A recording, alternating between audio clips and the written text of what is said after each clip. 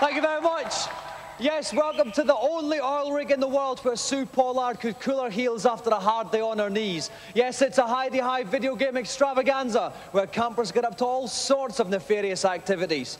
To let us in on the first one of these, let's go over to GamesMaster. Greetings and welcome to the Games Rig. I've chosen to start this evening with a bang on Terminator 2. With the aid of a bazooka, called the Menacer, our first doughty competitor will need to destroy the T-1000, the game's last obstacle, in under 1.5 minutes. A healthy supply of ammunition is absolutely... Oh dear, how terribly embarrassing. My calibration's playing up again.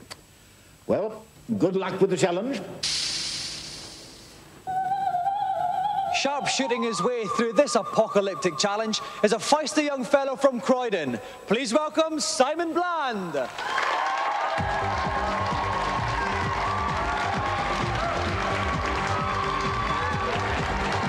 to the show, Simon. This is for you. Thank you. Now, Simon, tell us a little about the Menacer. What's it like to play with? It's okay, it takes a bit of getting used to. How do you fancy your chances at the T2 game then? I don't know, it should be all right. I've had lots of practice at it. All right, well, listen, best of luck, Simon. If you'd like to hang on there, get ready to shoot off.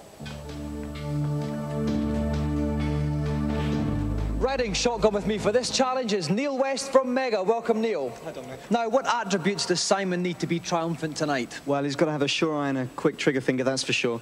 He says he's been practicing, which is good, because there are 3 crucial shots he's got to get in throughout this challenge. He's got to shoot the Terminator once in each eye and then between the eyes, and he's got to make sure that he doesn't get the boy John. OK, he's got a lot to think about. Let's hope he's up to the task. So, Simon has 1.5 minutes in which to dispose of the T-1000 and save mankind. Are you ready, Simon? Ready. Your 1.5 minutes begin now. So off with Simon's 1.5 minutes. Now, what's he doing at the start here? Right, Neil? all he's doing now is gaining some ammunition. These cartridges falling down are shotgun cartridges. He'll need those later on. OK, we can see in the top left-hand corner of the screen the amount of cartridges he's got. He's got 143 That's now. plenty. He won't need any more than that. We can see John running to safety. The T-1000's behind him. He's going to take shelter somewhere over here on this platform. The T-1000 will then turn up, and then it's the final showdown, the end of the game. OK, then. Here's little John cowering away. He doesn't defend himself much, does he, John? No, he doesn't. He's pretty feeble, to be honest. And here's the T-1000. Now, at the bottom left-hand side of the screen, we can see the energy that Simon's got. That's right. Obviously, Simon's got to protect that. He's got to avoid taking hits as much as possible. And the only way to do that is to keep gunning the T-1000 down. Now, the T-1000 is actually going for John Connor, isn't he? He is, that's right. We've got to keep him away from John Connor, or else it's game over, end for mankind, and all sorts of other horrible things. Right, now, okay, right. Now it's time to go. He's got a particular Simon. He's got the right eye. Now he's got to get the left. Oh, it's the right eye again. He's got to start again. He cannot do that. He can't shoot 2 with the same eye in a row. Okay, oh, he's ducking and weaving this T-1000. Okay, there goes the left. Now he's got to get the right one. Oh, no, he's in the middle now. Is that all right? Is that worked in the right order? Yes, yeah, it has. that was okay. Now he's got to blow let him get away with it. Yeah, he's just got to keep on fighting. 1 minute 10 seconds. He's got plenty of time left. Grenade launchers, and he's done it anyway. He's split him in half. 1 minute 13. It means Simon is triumphant. Well played, Simon. Well done, mate. Congratulations. Now, Simon, we gave you 1.5 minutes. You only needed 1 minute 13. Was there any problems for you at all there? No, I got a bit worried towards the end when you have to shoot him in one eye and then the other, but it seemed to go all right this time. It certainly did, and that masterful marksmanship means you have won the golden GamesMaster joystick!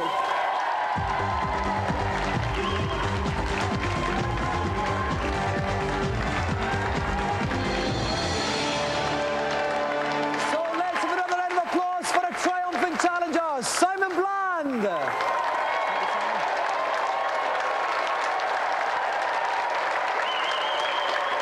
While yet another happy camper leaps enthusiastically back to his cabin, 3 reviewers are desperate to thrust their opinions on the waiting world in this week's reviews.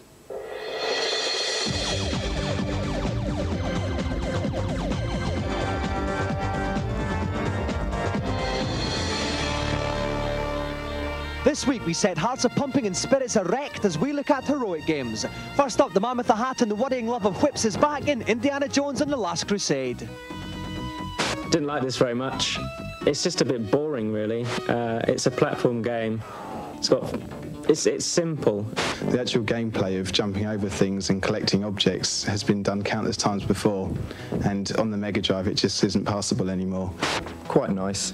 Not the greatest thing you'll ever see on the Mega Drive, but certainly okay.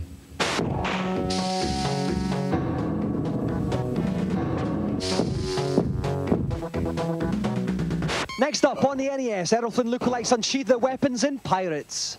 Really good, addictive, plenty of gameplay there. Should keep you going for hours and hours, weeks and weeks. Even the hardiest games player is going to find this a real challenge. Graphically, Pirates leaves a lot to be desired, and it looks very crude, but scrape away that rubbish exterior and there's a real blinder of a game waiting to get out. This is excellent, sterling stuff.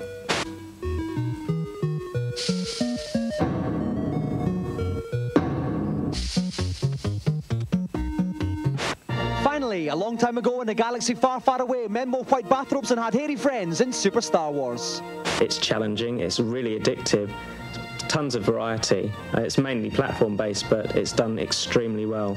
I absolutely loved it. When I first got hold of Star Wars, I was really delighted with what I saw, but it didn't take long to get to the end.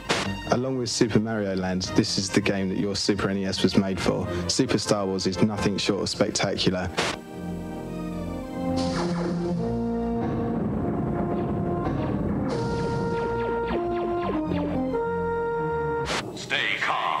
Everybody must have seen this spanking Super Nintendo ad that's been bombarding your senses for a while now. This week our feature looks at how it was made. The ad's creative director Andy Wakefield talks us through from start to finish. What Super Nintendo had to do when it was launched as a system was to establish itself as the ultimate in gameplay. We spent about 3 or 4 days, which went into a week and 2 weeks, just playing games. We very quickly realised that we were absolutely useless. We couldn't get past level 1, and that's really the birth of the line, will you ever reach the end? The ad began life as a storyboard, a book of drawings showing what the finished advert would actually look like. The main character was then sketched out, but they required somebody to fill its boots.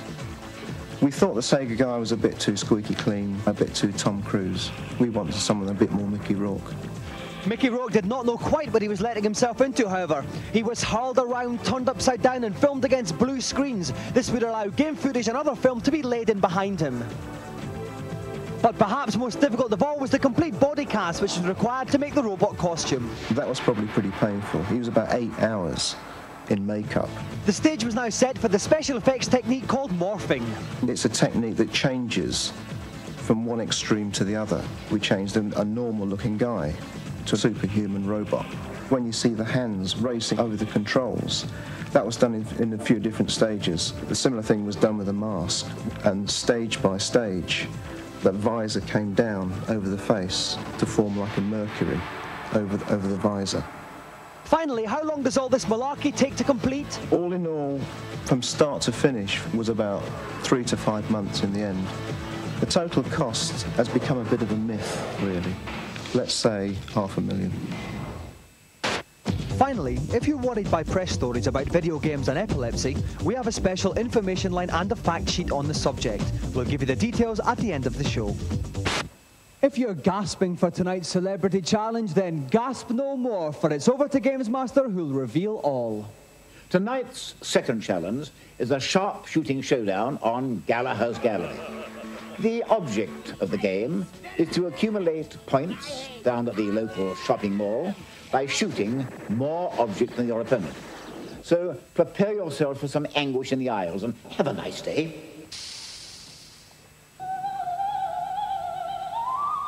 Shooting up a storm in this challenge, we have 2 celebrity policemen. From the Bell, DC Carver and PC Garfield, alias Mark Wingett and Huw Higginson.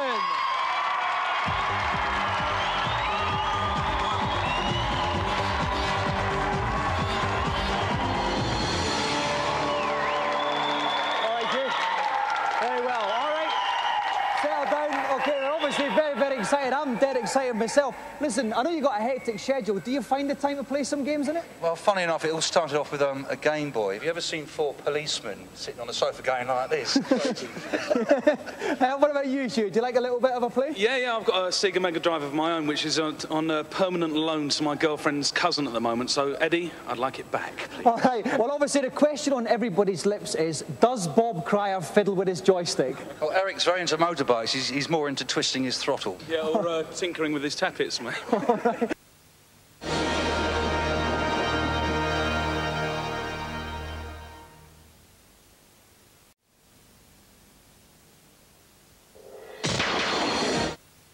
Mark Wingett and Huw Higginson from the Bill are preparing for an awesome shootout in Gallagher's Gallery. I'm being accompanied by Tim Boone from NMS. Tim, any tips for the boys on this then? Why is it that you always do the shootouts, by the way? Oh, well, you know what they say about the GamesMaster, Dominic. He likes a bit of a bang, doesn't he?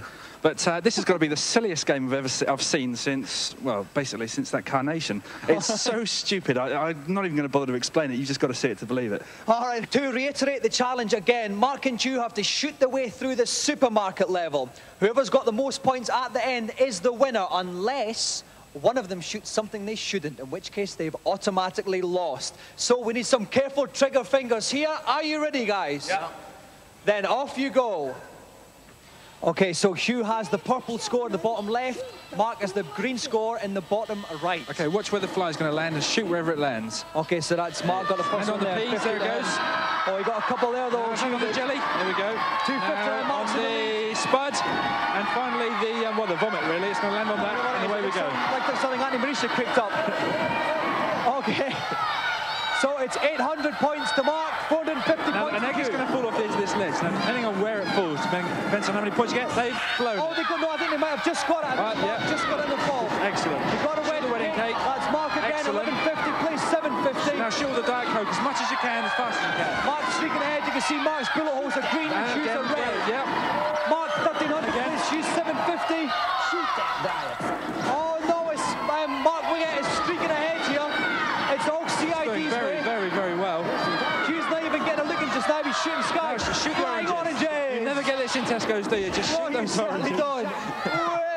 Here they go. Oh, Mark's streaking further ahead. Perhaps Hugh's shooting blanks, but no, he got one there. Yep, excellent. 800, although Mark's still ahead with 750. And we hope we're going to be closer. No, one more to come. Oh dear, I think this is a walkover. Okay, now shoot the spinach. Okay, whatever you do not shoot the cherries. Don't shoot a cherry because Gallagher likes cherries. Shoot the spinach. There we go. There we are. 850 plays, No, 1900 though. Yep, shoot that. 900 still for Mark Wingett, and that is the end of the challenge. So at the end, Mark Wingett at 1900, Huw Higginson 850. So Mark Wingett is the winner.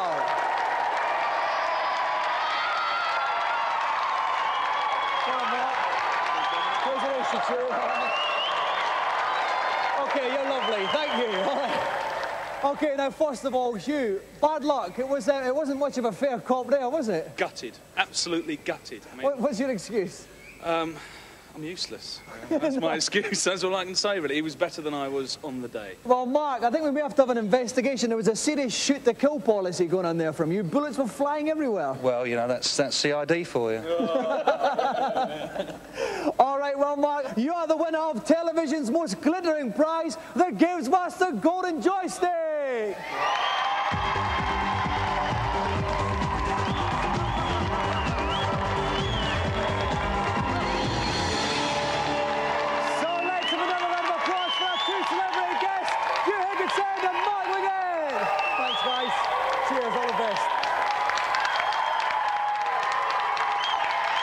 While Hugh and Mark catch a quick chopper back to Sunhill, some more mortals are made to look ever so slightly silly in the consultation zone.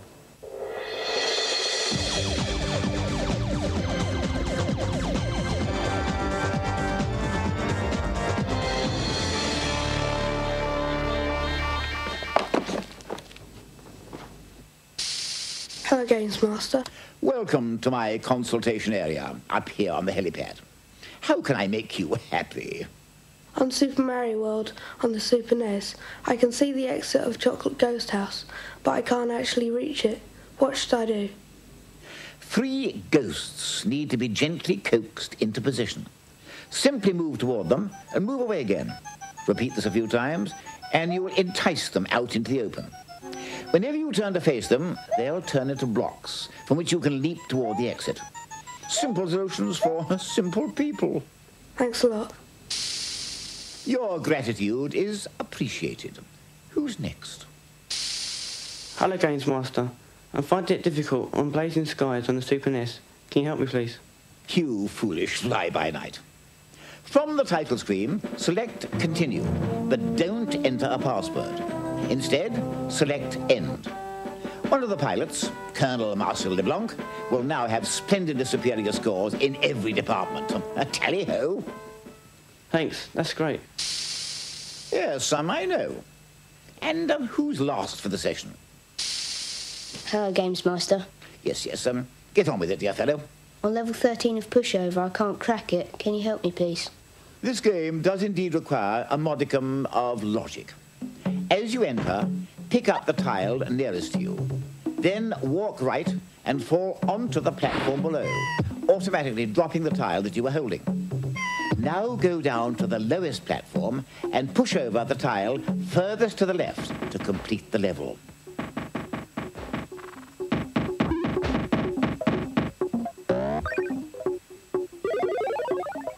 Great, thanks. That's enough goodies for the moment. I don't want to spoil you. Instead of going over to GamesMaster for the final challenge, we've got something a wee bit special planned. You may remember earlier on in the series, Danny Curley took on all comers at any Sega game. Well, now we decided to do the same with Super Nintendo games. So please welcome British Nintendo champion, Thomas Patterson.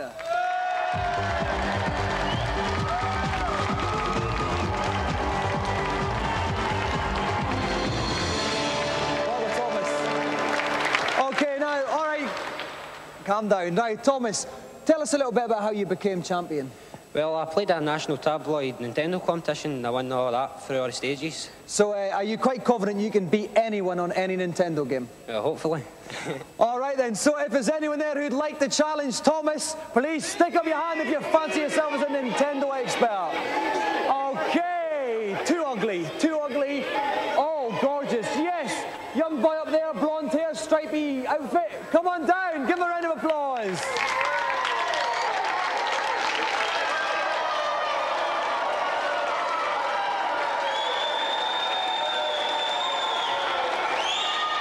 Welcome. Okay, now, so what's your name then? Mike Bedford. Mike Bedford. Where are you from, Mike Bedford? Southampton. Southampton, and your nominated challenge is? NCAA basketball. NCAA basketball. What are you like at kissing the rim, Thomas? Not bad, I'll give my best shot. Okay then. Right, Mike, take the left. Thomas, take the right. Let's get ready for tip-off. While our YTS researcher Doug sets up the game, I'm joined by Jim Douglas from GamesMaster magazine. Jim, any tips for this basketball game? Yep, I think once your opponent takes a shot on basket, you really shouldn't despair. You should hang around and wait for the rebound, because if you can get hold of the ball, then you can be up the other end of the court before they know about it. Okay then, yes, you must take every chance because it's the first person to get to 10 points. Right, are our competitors ready? Yep. Then off you go. Here we go to the tip-off. Mike Bedford's in the Kansas side in the white playing up now. Whichever team's attacking the basket plays up the screen. It's a shot there from Mike. Oh, it hits the rim. Now here's this rebound. This is where you can really make the most of the rebound. If he'd got hold of that, then he could be straight at the other end. Okay, this is Thomas now in the blue. Going up there now, he's getting in quite close. He jumps, he shoots. Oh, it's a rebound again. I really think they should just get straight in. He's got the rebound, he's slam-dunked it. Marvellous. Thomas gets the rebound, slam dunks it for 2 points. Okay, so here goes Mike. You may notice little squares above each character. If the squares or shapes are green, it's safe to pass to them. If it's yellow, it's quite safe. If it's red, it's dangerous. That was a dangerous one there. He went for a pass, missed it. It's out of bounds, which means possession goes to Mike. Mike stays near the basket. Mike slam dunks 2-all. Here comes Thomas then in the backcourt. He's going to have to pass quickly here. He's going to get a backcourt violation.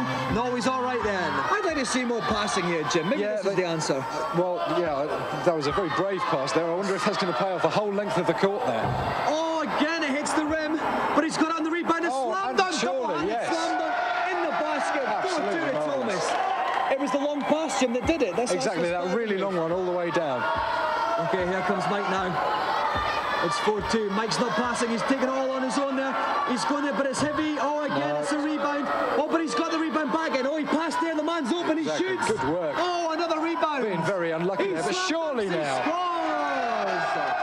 Well, the effort's really paid off in the end there. Certainly did. That was sustained pressure there. It's 4-all. And here goes Thomas again. It's the first person to 10 points. Lovely long pass there. Long pass. Oh, it paid off. Here he comes up. He shoots. Another rebound there. The distance ones just don't seem to be making it through the rim. That's right. I know it's that. They're both having problems with the rims tonight. But this is some nice passing here from Mike. He tries another one. And it's in there. That's marvellous. Excellent shot. 6-4 to Mike in the white. Oh, he's not messing about now. Thomas exactly. has come That out. long passing game really seems to be Gone for a three-pointer here. Oh! Dear. But he's got it back again. Here he comes in. Slam dunk it in, surely. Very optimistic shot there. Fantastically optimistic. I don't know quite how he expected it to come off. But it did lay him up for a nice rebound nonetheless. He's tried a shot. No, rebound again. Now, here we go. Counter-attack from Thomas. What are we going to see from him here? Long pass. Long ball right down the court. Oh, no, he's got it back there. They sort of swapped about a bit. Oh, a rebound, but he's got the rebound here. Now he slam dunks one-handed again. 8-6 to Thomas. So, one more score and Thomas will win. He's proven a bit of an expert with the one-handed slam dunks here. Exactly. A really long pass all the way down the court and then somebody just put it right through the net. It's marvellous. Proven to be a good tactic there. Here comes Mike. Oh, he's equalised. Very tense here. 8-all. The next score will decide it. It could be anybody's here. A nice short pass from Thomas there. He's weaving up the court. He's stopping there. That's right. He's making good progress. He wants to get it into his man right by the basket. He's trying to do it all himself. He shoots. It's in there. That's incredible. Thrilling match, but the Nintendo champion is the winner.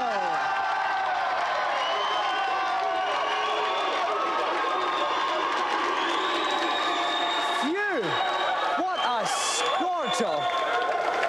Oh, what an amazing game! That was right down to the wire there, Mike. It was 8-all, and then he just managed to slot the last one in. What was the difference in the end there, Mike? I think it was he got the rebounds of my shots. Yeah, he got the fast breaks after that, didn't he? But you did a brilliant performance. You enjoyed the game? Yeah, it's brilliant. Excellent. Okay, Thomas. Now, you are the champion, but this boy pushed you really close, didn't he? Aye, he's going to be a brilliant player when he gets older. And any excuses from you? Why was it so close? Oh well, bit slack. Bit slack. Hopefully you can tighten up next week, because unfortunately we're not going to give you a golden joystick because we think that you're too good for stuff like that. But what we will do is ask if you'll come back next week to take on someone else. Aye, no problem. Okay then, let's have another round of applause for Mike Bedford and the reigning champion, Thomas Patterson.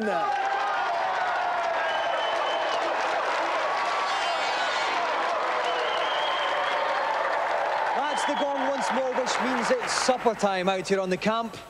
Auntie Marisha's done us some coquille Saint-Jacques with bean sprouts. Next week on the show, Kathy Dennis will be flying out to try and save the world on Global Gladiators. Kathy and I will see you in 7 days. Good night.